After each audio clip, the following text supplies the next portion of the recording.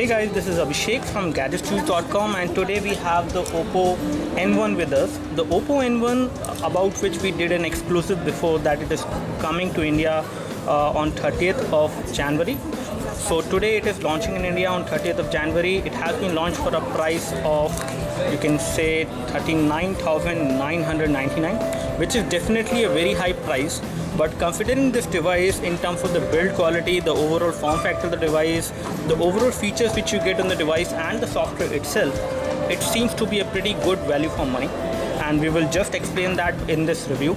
So let's start the review and let's talk about the device. This device has been launched by Hrithik Roshan and Sonam Kapoor, and it has been launched for a price of MRP of 39,999. When it comes to Android, it is running the custom Fanagen mod on the device, preloaded on the device, which you will get when you buy it in India. You have the other specifications of the device mentioned, that it has Android 4.2 preloaded. We will just show you the version of Android as well. You have 1.7 GHz Qualcomm 600 Snapdragon 600 chipset on this device, which is a quad-core processor. When it comes to RAM, you have 2 GB of RAM on this device and you have 16 GB of internal memory. The battery on the device is 3610 mAh, as you can see. And then the other specifications of the device include a 5.9-inch display, which seems to be pretty big. It is almost a 6-inch display, and it is a full high definition display, which you can easily notice. There is no pixelation I can notice on this display. Everything is just crisp and clear on this display. There is no issue, and the color reproduction of the display is also pretty good, I would say. When it comes to the other specification, we have Adreno 320 as the GPU on this device. This device is going to be available in 16 GB storage and the 32 GB storage, and we are not confirmed about whether the price which we just pointed out, that is for the 16 GB or for the 32 GB ROM model, but we will confirm that later on. You have 2 GB of RAM. The battery is 3610 mAh, which should be sufficient for this 6-inch display, or almost 6-inch display. The exact display size is 5.9 inch. It is a full high definition display. It gives you a pixel density of 377 pixels per inch, which seems to be pretty good. As far as viewing angles are concerned, viewing angles are quite wide on this display. There is no problem. It seems to be an IPS LCD display, and we will confirm that later on. And when it comes to the other things, when we talk about the device, you have some extra features on the device which is related to the camera. And one thing which is related to the camera is that you can actually swivel the camera. It can rotate up to 201 or 206 degrees, I'm not too sure. And you can take a photo by tap and hold on the back side of the device, and let me just do it. So if you have it like this, and if you keep your finger at hold, it will focus and it will take a photo. So basically it will give you this message that you tap and hold, and it will take a photo like this. I have not pressed any button while taking this photo, and this is the most unique thing about this device, which is the camera. So it is a 13 megapixel camera which comes with dual LED flash, and when we rotate the camera, it automatically turns into the front camera mode. So there is only one camera on this device, which is a 13 megapixel camera, which can be used as a rear camera as well as a front camera. You have the nice metallic earpiece behind this plastic material, and again the plastic quality on this device is matte finish and seems to be good quality plastic. You have the proximity and ambient light sensors over here. This is how the camera interface looks pretty good. The overall UI on the device is kind of snappy and faster. There is no lag of any kind which we could notice as of now. You have touch capacitive buttons on the bottom of the phone, which will light up whenever you touch them. At the bottom you have the loudspeaker, which is again a very good placement, because the sound will not get blocked on this device because of this placement. You have the micro USB port for data syncing and charging. You have a headphone jack, which is a 3.5mm headphone jack. You have the primary microphone over here, and if we take a look over the edges, we have the nice shiny metal edges on the device, which does give this device a very premium look and also make it pretty good in terms of the build quality as well. And if we take a look over the secondary mic, we do have a secondary mic on this device as well, over here at the back side above the Oppo logo. The overall build quality and the finishing of the device looks very good. And when it comes to the design, or you can say the battery cannot be removed out of this phone. So you cannot remove the back cover on this phone, and you cannot take the battery out.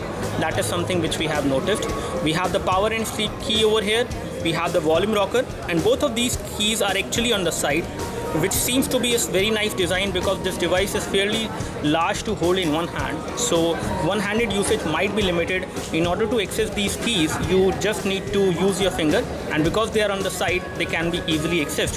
You have the volume rocker and the power and sleep key placed on the sides. And then when it comes to this side, we have the SIM card tray slot, which will accept a micro SIM, not a normal size SIM card, and it can come out with the SIM ejection tool, which will come within the package. The edges of the phone looks very good and very nice in terms of the finishing, and these are metal material, the metal chrome material basically, which we have on the edges, which does give this device a very good premium look. You do have primary mic over here, secondary mic over here. So in terms of the overall design and the form factor, this device looks pretty good. Although it is slightly larger to hold in one hand, although it is running custom version of Android, which is the Cyanogen mod, which we say, the icons are kind of optimized, looking very good. In terms of the overall viewing angles, this device is good in terms of the display. And let me just talk about the software now. So talking about the software, if we take a look, we do have the Android 4.2 running on this device, and this is how the notification center looks like. And one thing which I really like about this device is the overall customizations in terms of the UI, and still the UI is very responsive and there is no lag of any kind. And here we have the about phone. Let's go into about phone. Sorry. So let's go into about phone and take a look over the version of Android. So it is running 4.2.2. It is having a quad-core 1.7 GHz Snapdragon 600 processor. The exact amount of available RAM on this device is 1.88 GB. And when it comes to the ROM, the available memory on the ROM, or the internal memory of the phone which is available to the user, is 9.30 GB available. And let's take a look, and you do have system update option as well, so you will get over the updates on this device as far as new version of Android is concerned. Right now we are not connected to internet, so we won't be able to show you anything as far as internet is concerned. When it comes to the settings, here we set settings for the keyboard, for the battery manager, for O-Touch. O-Touch is a kind of a different feature which is related to some kind of gesture which you can use on this device. You can slide down and slide up and then move the screen by doing these gestures. We will explain these gestures later on. You can actually use Facebook with these gestures, and you can do a lot more on this device using these gestures. And as you can see, you do have the customizations of launching an app by doing some kind of gestures. You can double tap to quickly launch the camera or quit the camera. You can do that. So you have a lot of options related to the camera as well as related to the music on this device, which you can use. You can also do video recording with the help of these gestures. And then we have some extra gestures as well, which are there to rotate the you just need to rotate this and the camera will get launched. You have a gesture shot as well. With 3 fingers you can do it. You have the option of preventing the miss operation. You have the option of easy dial, easy answer, which are related to the proximity sensor. So you do have large number of sensors related options, which includes the proximity sensor and the ambient light sensors as well, to actually do a lot of things with the help of gestures and other options. So which is definitely a good thing about this device. And if we talk about the other specifications, when it comes to the 13 megapixel sensor camera, this is how the specification look like for the 13 megapixel camera. The aperture or the focal length, you can say the specification about the lens is f by 2.0, and it is a dual mode LED flash which we have on the device as far as the back camera is concerned. So let's talk about the software more. Let's take a look over the storage as of now. So as far as the storage is concerned, it looks like we have the 16 GB version of this device, and out of which around 9.30 GB is available to the user, and this is how much of it is used. You can have the option of selecting the preferred install location. However, we do not see any memory SD card slot on this device, so you cannot expand the storage of the device with the help of micro SD memory SD card. So it has 16 GB of internal storage, out of which around 9.30 GB is available to the user. When it comes to the phone storage, it is 2.96 GB, which is reserved for the phone storage for the phone application, and you can install applications on the phone storage, either on the system storage. So you can either install applications on the phone storage area or on the user available area, which is 9.3 GB available to the user. However, when it comes to the SD card, you do not have any support on this SD card, so you cannot insert a micro SD card into this device to expand the storage. The storage will be limited either to 16 GB or to 32 GB, and you will get around 12 to 13 GB available to the user approximately in terms of the overall storage settings. And then when it comes to tethering options, you do have the option of creating a portable Wi-Fi hotspot to share 3G internet on this device. You have support for USB tethering as well. Bluetooth tethering is also supported. VPN NFC is also there on this device. So as far as connectivity is concerned, you do have NFC support as well on this device, which is a good thing. As far as location access is concerned, you do have GPS navigation supported on this device, and it works perfectly. And we have just used this device as well right now in a car during a demo, and GPS navigation works perfectly fine on this device. You just need to enable access to your location, and under GPS flight options you don't need to check any options. It will work right away once you check this option. So GPS navigation also works on this device. The camera, which we pointed out over here, is a 13 megapixel camera with dual LED flash, and it is a dual mode LED flash. We will tell you about it later on, what does it mean. And then when it comes to the overall design, this design looks to be pretty good, but again it feels slightly heavy as well when you hold the device in one hand, because the device is pretty big in size and it is quite larger as well to hold it one hand. So it feels bigger and little bit heavier to hold in one hand. Now, as this phone is slightly larger in size, still it is easier to use in one hand because of the old touch gestures. So you have a sensor over here below this NFC logo, so you can actually navigate on the phone using this sensor. You can enable this option. You can navigate like this. You can go across the different home screen by just moving your hand over this sensor over here, and it will move the screen like this. You can quickly switch in between different home screen. You can take photos as well from the camera. You can toggle the front camera to you can actually rotate the camera to behave in a front camera mode like this. You just need to toggle it and it will automatically launch the camera. And in the back camera, if you take a look, this is how the overall quality looks like. Let me just take a photo for you so that you can get an idea about the overall clarity of the 13 megapixel camera which we have on this device. So let me just take a photo of my iPhone 5 as of now. Let's take a look how does the photo look like when we take a photo as of now, and we have good amount of daylight coming in as of now on falling on this subject. So once we take a photo, this is how the photo looks like. Sorry, the camera was shaken. Let me just take this photo again. So it does offer you tap to focus and autofocus as well. This is also supported. So tap to focus and autofocus is supported on this camera when you take a photo, which is a good thing altogether. And as you can see, the overall clarity of the photo looks very good. The color production is also looking very good on this device. The amount of details which you see is also pretty good on this device, which is definitely a good thing. So taking a screenshot on this device is kind of easy, and the only thing you need to do is you need to slide your fingers over the display like this, and it will take the screenshot. So it is a very simple way of taking the screenshot on this device. So here we have the phone dialer, as you can see, and the phone dialer, we do not see an option of making a video call. This is definitely a customized version of phone dialer which we see on this device, which is giving it a different look altogether. And this is how the messaging application look like. If you open the new message on this messaging application, this is how the overall UI look like. The keyboard is pretty big on this device, and the key size is also pretty big. They are nicely spaced out from each other, so you can easily see that the typing is not going to be a problem on this device. You can easily type on this device. However, when it comes to continuous input seems not to be supported. We are not sure whether you can enable it or not, but right now it is not supported on the device. You can access the keyboard settings. You can do a lot more with the keyboard. It is a customized keyboard altogether.